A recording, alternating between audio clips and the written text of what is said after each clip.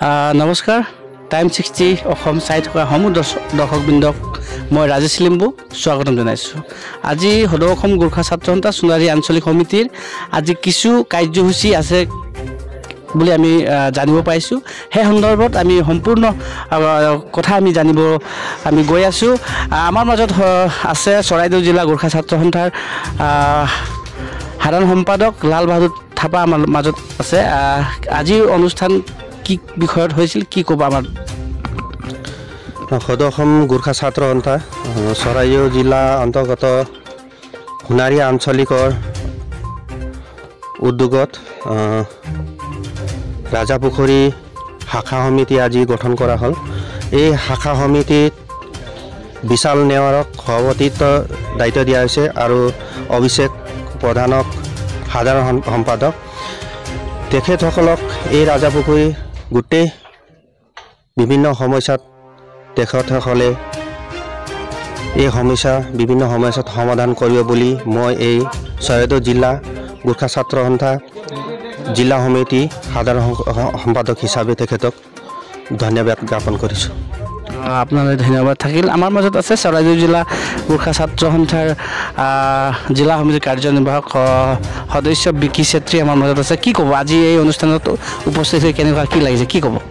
সঁচাকৈ আজি আমি সভাত উপস্থিত হৈ নথৈ আনন্দিত হৈছোঁ, যিহেতু আমাৰ কেন্দ্ৰীয় সমিতিৰ নিৰ্দেশ মৰ্মে যি সৰ্গৰ আকচু যি এটা শ্লোগান লৈ আমি আগবাঢ়ি আহিছোঁ।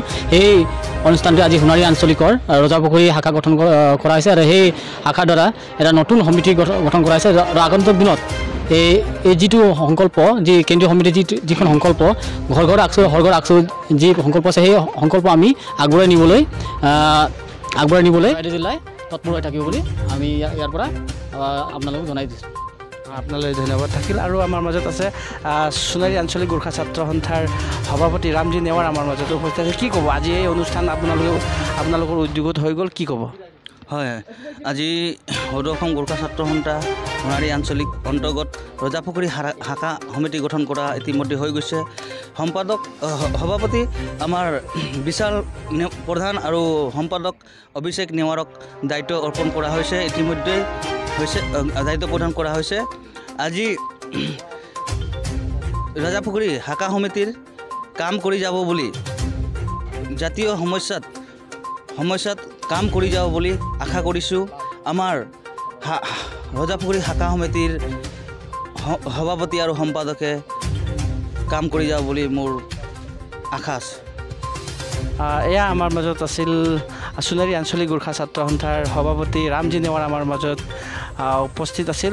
আৰু আমাৰ মাজত আছে সোণাৰী আঞ্চলিক গোৰ্খা ছাত্ৰ সন্থাৰ সাধাৰণ সম্পাদক আছে। কি ক'ব আজি এই অনুষ্ঠান আপোনালোকৰ উদ্যোগত হৈ গ'ল কি ক'ব? আমাৰ সৰ্বপ্ৰথমে টাইম 60 অসমক মই বহুত ধন্যবাদ জ্ঞাপন কৰিব বিচাৰিছোঁ। আপোনালোকে ইমান ব্যস্তৰ মাজতো আমাৰ ইয়াত আহি ইয়াৰ বাৰ্তাবোৰ আপুনি ছ'চিয়েল মিডিয়াত আপোনালোকে পঠিয়াই দিয়াৰ কাৰণে। সদৌ অসম গোৰ্খা ছাত্ৰ সন্থা সোণাৰী আঞ্চলিকৰ উদ্যোগত আজি ৰজাপুখুৰী শাখা ইতিমধ্যে গঠন কৰা হৈ গৈছে। ইয়াত সভাপতি বিশাল প্ৰধান আৰু সাধাৰণ সম্পাদক অভিষেক নেৱাৰক আমি দিয়া হৈছে। লগাই আপোনাৰ 37জনীয়া শক্তিশালী কমিটি গঠন কৰা হৈছে।